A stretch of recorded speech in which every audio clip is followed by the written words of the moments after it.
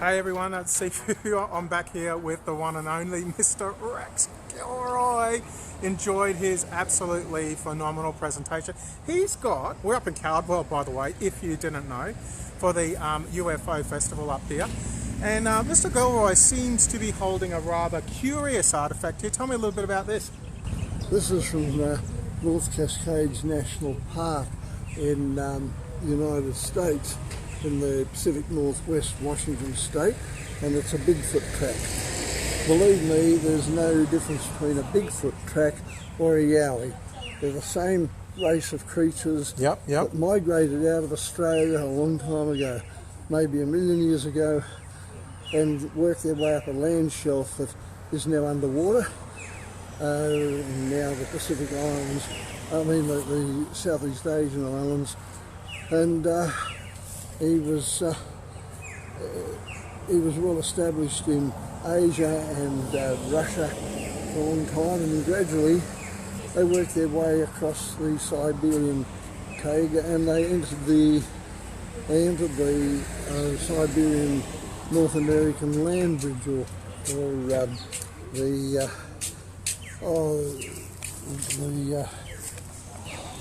I can't think.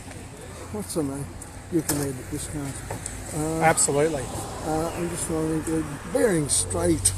Bering Strait. Yes. It gets hard to remember these things. They entered Southeast Asia from Australia at a very early period, before the islands formed, with the rising of the oceans worldwide at the end of the Ice Age. They worked their way through China into Europe and of course Russia, and from Siberia across the Bering Strait into North America, and from there gradually they spread southward into the southern states and into South America, where they're known under various names. Bigfoot is the common one, but it's Sasquatch to the North American Indians. And the creatures are definitely Homo erectus, but of a very large form, at least 3 to 3.6 metres in height. They're tool-making hominins. They make animal hide garments, and they, being Homo erectus, are capable of making fire by friction. The smaller Homo erectus Yowies do. And Barry Taylor just said to say hello to you. He's watching you. Oh, well, Bazza. Oh, hello, Barry. I'd love to get his address. He's somewhere. Yeah, I'm going to post their private address very shortly online. Just kidding, and I couldn't remember where he was. I wanted to see him. They move around a lot back, because Barry's in a lot of trouble, so he moves around quite a bit. I'm just kidding. But I'm certain that there's quite a big population of Australian Yowie, both giant and smaller, living in the northern forests of Queensland, yes. But Arnhem Land, right through to Arnhem Land, across the Gulf and into Western Australia. That's where the hot spots are. May I ask, Mr. Gilroy, you've got a new book out? Which one? Is that the new one about the Cardwell one? Yes, the one about the local area, Cardwell, yes. The In Search of the Cardwell Joints, I think we've called it, and the other one is the Gargantuans. Which is about the joint hominins that were taller than the tallest gum tree in Aboriginal folklore. Wow, that's big. And there's going to be a sequel to that. And I'm trying to enthuse people with scientific information. My writings are not nonsense. I'm not pulling people's legs. I don't use cartoonish monster sketches or anything. I'm a straight-out scientific researcher, and I'm the man, of course, who started it all. And I'm now 75. I started when I was about 12, collecting information on animals all over Australia, mystery animals. The panther, which is a marsupial cat. I told you about the panther, the Queensland panther that we got some information on at Black Mountain Way. Yes.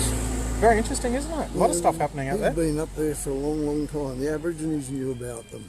And up here in the Cardwell Range, tomorrow Heather and I will probably be heading off in that direction again. I'm looking for footprints Oh, yeah. of pygmy, of yowies, There must Tasmanian tigers. There must be anything. those little hairy people that Cheryl, the Cosmic Girl, keeps telling me about Yeah. around. Little hairy people. They are up there, but certainly I'm hoping to find fresh tracks of the yowie so I can make casts of them. Now, can I ask you, sorry to interject, but there's something that you said today, because I've seen a lot of your stuff and read a little bit. I hardly ever hear you talking about ET stuff, but here we are this afternoon. He drops this. I am never asked to give lectures on it anymore. It's always yowie. You hear that, folks? Or mystery, other mystery animals. But I've got a lifetime of lectures on ancient civilization, contacts with Australia behind me. I've discovered the Uru civilization in Australia, the megalithic people, and I discovered that the yowie was 7 different types of early hominin that lived here at the time. The early Aborigines, of course, learned about them, and they got all these 7 different races together and created a composite yowie out of it, or the composite yowie. Yowie means hairy man, and then one of those 7 is actually an Australopithecine and doesn't fit in with the others, which are Homo genus. The Australopithecine form is called the Yahoo, or hairy man of the woods, and he's a completely different creature, a vegetarian, and also lives in caves and groups and huddles up with others to keep warm on cold nights. They don't make tools, they haven't got any technology, they don't make clothing, not like the Homo erectines. So I've made a lifetime serious scientific investigation. I want to show people it's not a joke. No. It's no hairy monster, and I'm starting to win. You are.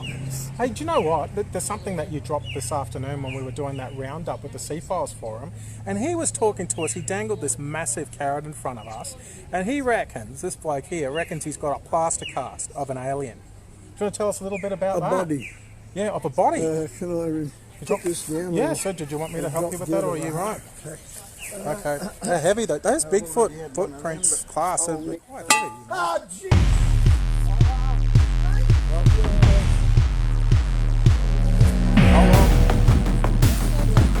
Breaks, I guess. We may resume this video shortly. We'll see. We'll see. And we will say hi to him for you, Cosmic Girl. Let's stay tuned for this, part 2. Okay, guys, we're back. You know, shit happens on the road, I suppose. Hey, you right, Rex? Yes, I'm right. All right, excellent. So, like we were talking before about Mr. Gilroy saying that he's in possession of a plaster cast of an ET that he's going to bring along if he's asked back to next year's festival. Is that correct, sir? Yes, I'm pretty excited about that. And it's in pieces, so it can be joined together on a table. Excellent. Like a jigsaw. And how would you describe that, Rex? It was a really odd description. Yeah. We heard of 1975. We were on our way up here on a trip, and a woman rang us up that we knew and told me about this crash out on the far end of King's Tableland, in the UFO that apparently was a saucer-shaped one, coming in low level over Winkle Falls, emitting smoke, and it coasted out about 3 miles to the end and then crashed in this gully. And that's an odd looking kid, right, Rex? A lot of aliens getting around. Crashed in the gully, and the military moved in very quick, but not Sydney. They came up from the Burragarang Valley where there's an underground base, which I need a lecture to give a talk on, to tell everything about. But the thing is that the military sealed the whole area for about 3 weeks while helicopters went down and men left helicopter or lowered from helicopters, tied up all this metal stuff and flew over the gully and down into the valley to an underground entrance, one of about 6 we think, and they took everything they could see in that valley which was burning for some time. The craft exploded. Okay, one second, Rex. We'll just let these. Wouldn't that just put it down to every time you do a live video, you've got like a million Harleys going past in the background? The craft exploded. So anyway, the craft exploded and there was nothing much left, after the apart from the big pieces. Anyway, I went down there 25 years later and found in all this vitrified soil that had been hardened by the heat of this explosion, a impression in what was now a mudstone, and it was once soft mud. And I went back to bed and climbed up the mountainside and we drove around. Next day I came back with plaster of Paris and a bucket and I made a copy of it. So you made a plaster cast of it? Yeah. I did it in sections with strips of cardboard to separate the legs and arms and the head so it wouldn't break or anything, and I put them into a bag very carefully, each section wrapped in towel, and when I got home I was able to assemble it all together and I made a copy. Anyway, while I was doing the casting, a ghostly voice, you can say, disembodied voice, echoing around the place. It seemed to echo through the gully, or was it my imagination? I never know, but it said, "Take my image and go." Okay, so this... And all the way up that mountain, through the bushes, I felt I was being followed. Wow. Right to the roadside. So it told you to take my body, this disembodied or That's it. Our body, it told you to take my body and go. Wow. And you felt that you were followed all the way up the gully. Wow. Yeah, right to the roadside, and it just disappeared after that. But up in the Maryborough Heads area, 3 kilometres in, there's a lot of beach sand from ancient times when that area was under water, and later on there was a lot of banks of soil and sand mixed together there, and so some few thousand years ago something happened up there, because I saw this lump of grey mud sticking over the side of the sea, and I thought, oh, that's a wasp nest. They've got some big ones up here. And I very carefully dug it out, and because the sand was still soft, it came out pretty easy. It was a head. A head? But about that thick, 2 eyes, and a little mouth, and a nasal passage. Anyway, I wrapped that in what was that head of? In plastic, an ET. Oh, of an ET? So yeah, this is it. It was an ET head? It looked like an ET with a small neck, narrow neck, and we put that in a box and very gently drove home with that turned. And there's, I've been very lucky, and I just don't show them to people, because there's a lot of idiots out there who laugh at you because they don't know what they're laughing at. Well, anyway. Rex, I don't mind people criticising me as long as they know what they're criticising. But they were really excited. With that group, they lit up when you told them that you had that. Yeah. They were really looking forward to seeing it, that's for sure. I had all the UFO people coming up and having a look at it, and after that we did everything but put it in a bank vault. But, wow. And I've been very lucky, as I say. Well, make sure you don't drop it. Yeah, but I'm certainly going to have some more reports from up there. There's an extension of the underground base going on. Oh, right. About Burgering. one night I was out there with a fellow with binoculars and we were watching the valley, and this craft came slowly over the mountains from the southwest, over the back of Warragamba Dam, Yep. and over the valley, Yep. and over the northwest side.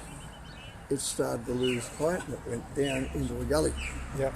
And it was in pitch dark now. The moon hadn't come up yet. When it did, it was still there. Anyway, after a time, the gully sort of lit up. We could see through the binoculars, and the thing rose up and flew back the way it What did it look like? Yellowish. Yellow coloured glowing Shape? Circle? Circle? Disc. A disc, right. Yeah, so there's a lot of things out there, and the authorities say you're imagining it's rubbish. A lot of these other people, not linked to ufology or anything, have been out there at night camping or whatever, and they've had things fly over. One couple once had a light glowing all over the campground, nobody there but them, and it slowly flew off to the east towards Sydney. It hovered there for about 20 minutes. So much stuff, eh? I've been preparing for another UFO that I'll probably have ready for. Well, you heard it first here, guys. Mr. Gilroy's got another UFO book perhaps coming out shortly. I'll probably have 2 or 3. Actually. 2 or 3? I've got to work. I keep following up. It's like we're dancing here. We're like moving around. My memoirs have a lot of ufology in them, and Yowie. How are you going with those memoirs, Rex? Are they all but done now? I've done it, yes. You've done them? Yes. Wow. All I've got to worry about now is the libel from my enemies. Libel? Oh. No, actually I won't mention any names, but there's people that have tried to suppress my work for years. Okay, yeah. And what are they afraid of? What's wrong with the truth, you know? Yeah. I've spent a life at it, and I know I'm 75, but I'm still at it. Mate, do you know what though? I mean, you've done some really, really impressive work over the years, and a lot of people out there, they'd love to express their gratitude for all the hard work that you and your lovely wife have done over the time, and all the information that you brought to our attention, and I guess the way that you've shifted people's perception on the natural world. I want people to think. I don't want them to necessarily take my word for it, but to go out there and investigate the matter for That's themselves. awesome. I love that. I love that. You know, I've spent a life trying to enthuse people, make them use their brains. I'm trying to get young people to keep to gain an interest in these things, get away from the drug culture and all that, and I've done my bit. Yeah, so thank you for that. That's fantastic. Some degree, yes, I have. And I've got a lot of young people that are very interested in it. And in ufology, in mystery animals, ancient civilizations, mystery animals. Look at this. Good God. Can we get that in the background? We'll see. Have we got some of the punters, guys, turning up for the party on the foreshore? What do you reckon, Mr. Gilroy? Do you reckon we could get a plaster cast for them? What do you reckon? Yeah, I reckon I'll tackle them. I'll tackle them. Want to hold the stick for me? No, you was going to do it. I got plaster in the back of the Ben's car. in the background. I got plaster Hurley's in the of background car. heckling. Oh, hang on, I'm just going to check this out. I'll see if I can get him in the background. There he is. Plaster in the car, but only 2 bags. Oh, right. I need 2 bags. I'm going to need more than that to work with. Look at that. Here we go. There we go. We'll get everyone. But anyone who has any reports on the Yowie, UFOs, anything, but particularly the Yowie and mystery animals, and UFOs even, but they're welcome to contact Heather and I at rexgilroy.com, and also I am PO Box 202 Katoomba, and it's... Would you take a young fellow like me out on an expedition? Yeah, why not? I can lift heavy things. Yeah, you'll be very handy. I promise I won't drop any Bigfoot casts. Yeah, I'll have to do some gluing on that now. I'll He's a champion, isn't he? I love this guy. Find some sand to stick it into. Yes. And then stick it together. And It's a clean break. It was a clean break, folks, if you're concerned.